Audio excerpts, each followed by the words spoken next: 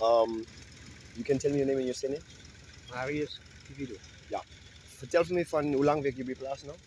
Ik is begin met 18 jaar oud. Ik begin met nu 51 jaar. Oké. Plaats. Is daar een goede verhouding tussen die werkers en wat mensen bij die plaats doen? Nou, wat ik vanaf kom, bij de West had ik alweer, Alpha had ik alweer, dat had ik goed gewerkt. Doen die boeren afscheid zodra het seizoen klaar is en voor die mensen waardeer Ja, het seizoen klaar is? niet al die boeren. Niet alle boeren, nee.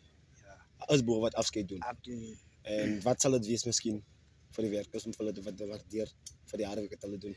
Ja, soms boeren hier, wat ik vanaf kom kloppen doen. Ik heb cliënten gekregen daar zo.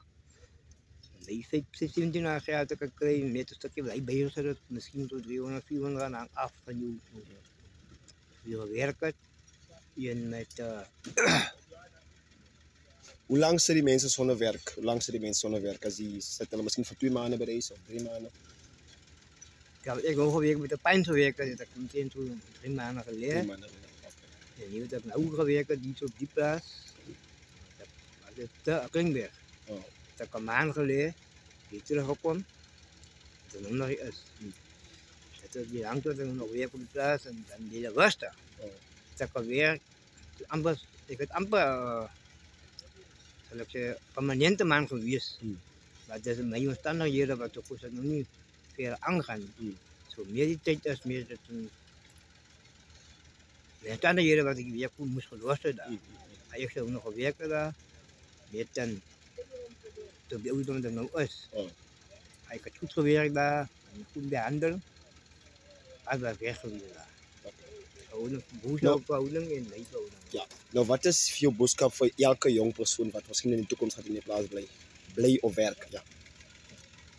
Ik zou zeggen,